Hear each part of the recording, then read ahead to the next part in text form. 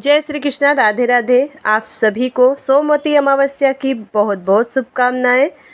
सोमवती अमावस्या के दिन भगवान शिव की उपासना की जाती है। ऐसी मान्यता है कि जो व्यक्ति सोमवती अमावस्या की व्रत रखता है उसकी सभी मनोकामनाएं पूरी होती है, साथ ही अखंड सौभाग्य की प्राप्ति होती है। इस दिन सोमवती अमावस्या की कथा का पाठ भी जरूर करना चाहिए। तो आज की इस वीडियो में आप सुनने वाले हैं सोमवती अमावस्या की व्रत कथा। पौराणिक कथा के अनुसार एक गरीब ब्राह्मण था। उस परिवार में पति पत्नी के अलावा एक पुत्री भी थी। वह पुत्री धीरे धीरे बड़ी होने लगी। उस पुत्री के समय और बढ़ती उम्र के सभी स्त्रियोचित गुणों का विकास हो रहा था। वह लड़की सुंदर, संस्कारवान एवं गुणवान थी, किंतु गरीब होने के कारण उसका विवाह नहीं हो पा रहा था। एक दिन एक साधु उसके घर पर आए और उस कन्या ने सेवा भाव से प्रसन्न होकर उसे लंबी आयु का आशीर्वाद दिया। साधु ने कन्या के हाथ में विवाह की रेखा नहीं देखी और वह ब्राह्मण ने उससे पूछा कि यह उपाय बताइए इससे। अब साधु ने बताया कि पास के गांव में एक धोबन रहती है, जिसके घर जाकर कन्या उसकी सेवा करे। धोबन अगर कन्या को खुश होकर अपना सुहाग दे तो उसका विवाह हो सकता है। कन्या ने धोबन के घर जाकर उसकी सेवा करने का प्रण लिया। वह रोज सुबह सूर्योदय से पहले धोबन के घर जाती, सारा काम काज करके चुपचाप अपने घर वापस आ जाती। धोबन उसे अपनी बहू समझती थी कि उससे खुश थी। अब एक दिन धोबन ने अपनी बहू को बताया कि वह कितनी अच्छी है, जो घर का सारा काम सुबह होने के पहले ही निपटा देती है। यह बहू ने कहा, माँ जी, मैंने तो सोचा कि आप ही सुबह उठकर सारे काम खुद ही खत्म कर लेती हैं।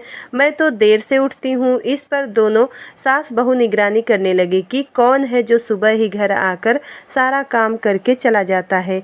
कई दिनों तक सोना धोबन ने देखा कि एक कन्या मुंह अंधेरे घर में आती है और सारे काम करके बाद में चली जाती है। जब वह जाने लगी तो सोना धोबन उसके पैरों पर गिर पड़ी और पूछने लगे कि आप कौन हैं? इस तरह छुपकर मेरे घर की चाकरी क्यों करती हैं? तब कन्या ने साधु द्वारा कही गई सारी बात बताई। सोना धोबन परायण थी, उसने तेज था और वह तैयार हो गई। सोना धोबन के पति थोड़ा अस्वस्थ थे। उसने अपनी बहू से अपने लौट आने तक घर पर ही रहने को कहा। सोना धोबन ने जैसे ही अपने मांग का सिंदूर उस कन्या को मांग में लगाया, उसका पति मर गया। उसे इस बात का पता चल गया कि वह घर से निराजल ही चली थी। यह सोचकर कि रास्ते में कहीं पीपल का पेड़ मिलेगा तो उसे भावरी देंगी और उसकी परिक्रमा करके ही जल ग्रहण करेंगी। उस दिन सोमवती अमावस्या थी। ब्राह्मण के घर मिले पुए पकवान की जगह उसने ईंट के टुकड़ों से 108 बार भौरी देकर 108 बार पीपल के पेड़ की परिक्रमा की और उसके बाद जल ग्रहण किया। ऐसा करते ही उसके पति के मुर्दा शरीर में जान वापस आ गई। अब वह धोबन का पति वापस जीवित हो उठा। इसलिए सोमवती अमावस्या के दिन से शुरू करके जो व्यक्ति हर अमावस्या के दिन भावरी देता है उसके सुख और सौभाग्य की वृद्धि होती है।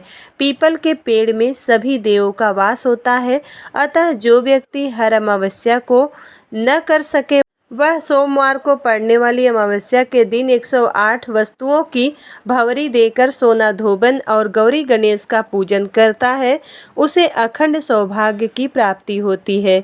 ऐसी प्रचलित परंपरा है कि पहली सोमवती अमावस्या के दिन धान, पान, हल्दी, सिंदूर और सुपारी की भंवरी दी जाती है।